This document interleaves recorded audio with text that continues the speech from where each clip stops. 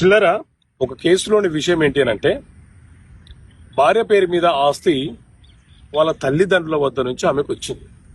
అయితే భర్త ఏం చేస్తున్నాడంటే ఈ ఆస్తి అమ్ముతానని చెప్పి భార్య తరపున ఇతనే ఎలాంటి ఏజీపీలు తీసుకోకుండా మరొక వ్యక్తికి అగ్రిమెంట్ ఆఫ్ సేల్ చేసి వాళ్ళ దగ్గర నుంచి అడ్వాన్స్ తీసుకున్నాడు.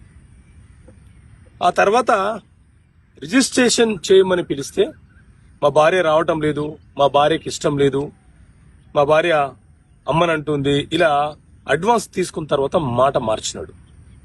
సో మిత్రులారా, సాధారణంగా మన దేశంలో రిజిస్ట్రేషన్ యాక్ట్ అనే చట్టం ఉంది. ఈ రిజిస్ట్రేషన్ యాక్ట్ చట్టం ప్రకారంగా ఎవరైతే భూమికి హక్కుదారులు ఉంటారో వాళ్ళు మాత్రమే ఆ భూమి మీద అమ్మకాలు కొనుగోలు చేయడానికి, గిఫ్ట్ డీడ్ రిజిస్ట్రేషన్ చేయడానికి, వీలునామా రాయడానికి, ఏజీపీఏ ఇవ్వడానికి అధికారాన్ని కలిగి ఉంటారు. అంతే తప్ప భూమి మీద ఒక వ్యక్తి హక్కును కలిగి ఉండి ఆ వ్యక్తి యొక్క బంధువులు ఎవరైనా, భర్త కావచ్చు, లేకపోతే తల్లిదండ్రులు కావచ్చు, అన్నదమ్ములు కావచ్చు, పిల్లలు కావచ్చు, ఇలా ఎవరైనా సరే వేరే వ్యక్తులు ఆ భూమికి సంబంధించి వాళ్ళ తరపున నేను అమ్ముతానంటే అది చెల్లుబాటు కాదు.